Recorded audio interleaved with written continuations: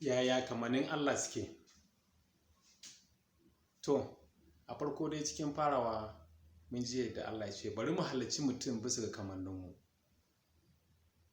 So da farko dai na ɗauka Allah yana da hannu irin wannan da kai da kuma shauran abubuwa da nake da su.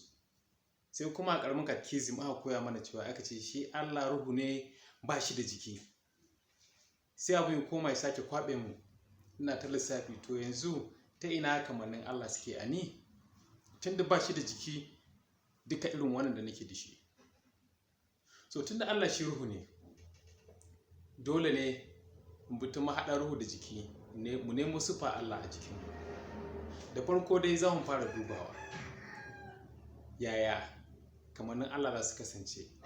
Da Allah ya ce bari mu halarci mutum bisa ga kamanninmu, me ike nufi a nan gurin?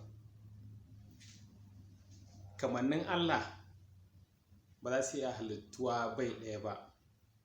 Da Allah ya halarci mutum bisa ga kamannin shi, ya sa irin da mutum zai iya zama kama da shi ne a ruhun shi. Akwai kamannin Allah guda 7 da ɗan adam ya kamata irena kafin ya zama kama da Allah.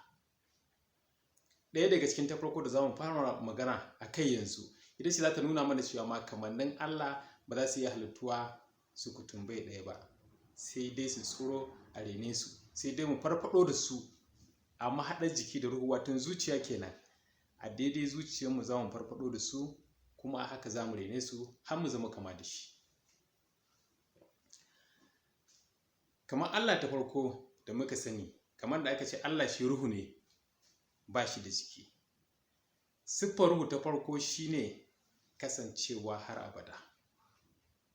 Da abin da aka ce ruhu ne ana nufin wannan abin zai iya kasancewa ba iyaka, iko mara iyaka, ko kuma kasancewa har abada.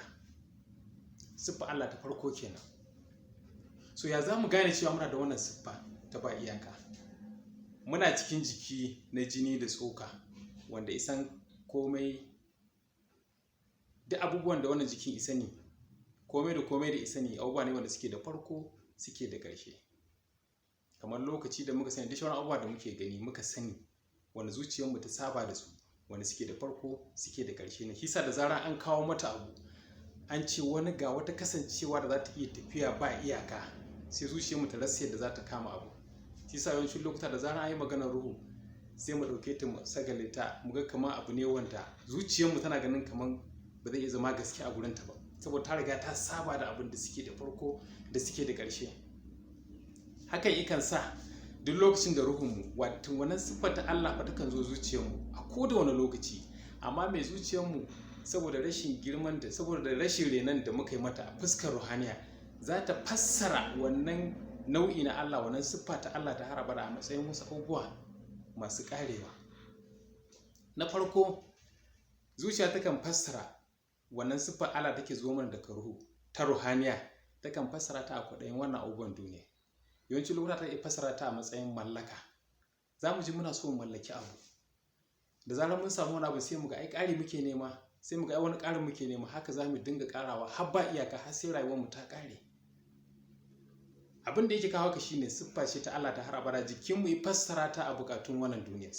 Shi yasa za mu dinga bin buƙatun wannan duniyar, muna so mu yi maganin wannan, ko muna so mu taushe wannan abin da yake zo mana daga ruhu. Shi yasa za ka ga muna ta yi ba iyaka. Za ka ga mutum ina da mashin ko kuma yana tafiya a ƙasa, sai ce keke ike bukata, ina samu sai ga ai mashin yake bukata. Da ya samu mashin zai ga ai mota yake so yanzu, ina samun mota zai ga haka ƙari yake so, zai dinga ƙari har ba iyaka. Za ka ga ma mutum yana ƙara samu, ina nuna kamar ma bai fara samu ba. Ma'ana wanda suka fi samun za ka ga sun fi hana kansu bacci, sun fi damuwa da su ƙara samu. Wannan ina nuna alama ce ƙoƙari da muke yi na ganin mun yi amfani da abubuwa masu ƙarewa, mun toshe abubuwa marasa ƙarewa. Siffa Allah ce ta ruhu take gwada mana, take so mu rene ta ta fuskanta. So amma me in jikinmu ya fassara ta a kwaɗayin wannan jiki, wani lokaci yakan fassara ta a neman ilimi. za ka ga mutum ya tafi da ka nemo wannan certificate din ya tafi ƙarin nema ina ta ƙarawa har ta ƙarawa har sai ya tsufa har sai ka ga hiba ƙofar ƙari kuma a haka idan aka yi zuciya za ga ai bata huta ba har yanzu ina neman ƙari.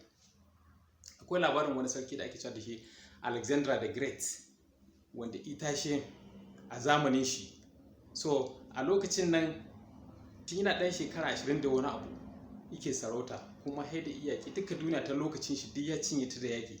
Sai a gan shi wata rana ya zauna yana ta rusa kuka, sai aka ce da shi me yake faruwa, ce to shi yanzu ya riga ya cinye duka duniya da yaƙi kuma babu shauran da zai je iyaka, amma kuma ga zuciyar shi bata huta ba har yanzu zuciyar shi bata daina neman yaƙi ba. Shi sa abin ibahi takeici yake ƙona mai zuciya saboda ya riga ya fassara wasu buƙatu, wannan buƙata ta ruwa take gudadowa ta har abada a sunan yaƙi. So hisa zai dinga yaƙi har ba iyaka. Abin da ya kawo mai hadisi ce duka komai banza ne kenan, saboda in dai har za mu fassara buƙatu na ruhu a matsayin mai amfani da abubuwan jiki mu biya musu buƙata, to ba iyaka ba ranar hutawa. Za mu dinga ƙari ne mu dinga zagayowa mu dawo da muke, wata kamar da mai hadisi ce kamar bin iska ne, za ka zagaya ka sake dawowa inda kake, kuma haka duk yadda kai za ga maimakon farin ciki ya ƙaru za ga rashin hutu ne da kuma rahin kwanciyar hankali yake daɗa gwaradowa. Saboda me abu siffa ce ta Allah take son mu rene ta har abada. Akwai fuskar da za mu bi mu rene ta, yadda za mu rene wannan fuska ta har abada take zo mana zuci ina zuwa a bidiyo na gaba. Mun gode.